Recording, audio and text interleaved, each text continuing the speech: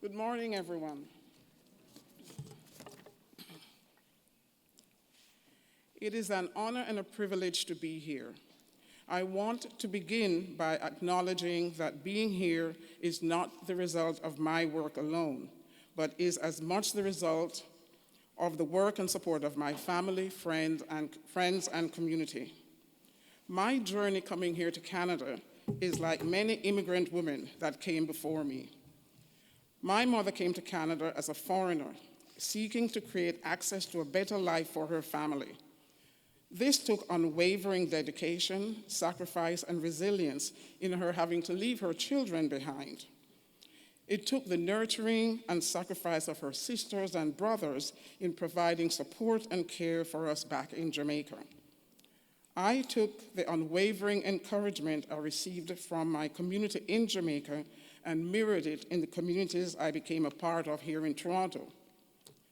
These people, their journeys and experiences have deeply shaped and impacted my life. I am standing here as evidence of their collective work, hard work, and dedication. It is on the shoulders of their love, support, and sacrifice that I stand before you today. As I think about where we are today, being part of this year's graduating class is a tremendous achievement. With the pandemic, you and your classmates navigated an unprecedented period of change. You had to be adaptive to shift from in-person learning to taking courses in hybrid situations and remote forms, shifting from living on and off campus to having to move back home. This has certainly been a period of ongoing and sometimes drastic change and transitions. We are extremely proud to be celebrating this milestone with you today and hope you recognize your hard work and perseverance. As I look out at this graduating class, I see change. I see more diversity. When I completed my master's in health administration in 1981, I was one of 3 people of color and only Black woman in my graduating class. Times have changed. However, with any progress, we must always ask what groups are still being left behind. Asking this question leads us to note that Black and Indigenous women and people of color at large are still disproportionately underrepresented. The world we live in today has changed from the world I grew up in. Nonetheless, many of the issues have continued to persist. Issues such as poverty, ableism, homelessness, racism, the rights of women, etc. These issues my generation sought to address. These issues remain today. In truth, although we have made gains, please do not assume that these gains are permanent. As you look towards creating solutions, what I cannot help you with is the how. You are of the world where technology is second nature to you. Your use of iPhones, texting, DoorDash, Uber, to name a few, is still foreign to me. That said, the way forward is for us all, people of all stripes, inclusive of age, race, class, religion, etc., to work together to address these issues and advance change. Graduating from the University of Toronto gives you a form of currency. It has given you access to higher education, a degree, and a global network. There are instances where you will be able to see and use this currency, but there are also responsibilities. Though this currency has its benefits, we also need to be conscious of privileges too. LinkedIn refers to the network gap as the advantage individuals have over others because of who they know, where they grew up, where they went to school, and where they work. This can give you a 12-time advantage in gaining access to opportunity. What about those who have not had access to such networks and social currency?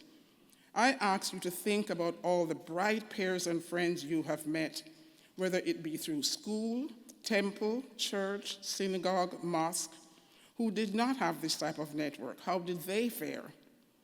I think about my journey and experience as a U of T graduate. I made a personal commitment to see and use my currency to open doors and bring others with me. I encourage you to use your currency not only for yourselves, but for others, to center the voices of communities and for the underrepresented. Although you have shared social currency as graduates of U of T, it is important to also note that you might not all be graduating from the same starting place. Some of you may be graduating with a large degree of debt, and some of you may not be able to find a job right away. These circumstances, as with many others, such as precarious employment, housing affordability, and instability in the economy, highlights aspects of society that each of you must grapple with.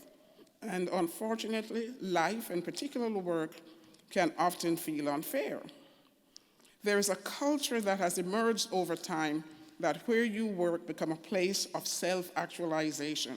It is where you get recognition, where you become a leader, and your status is based on title.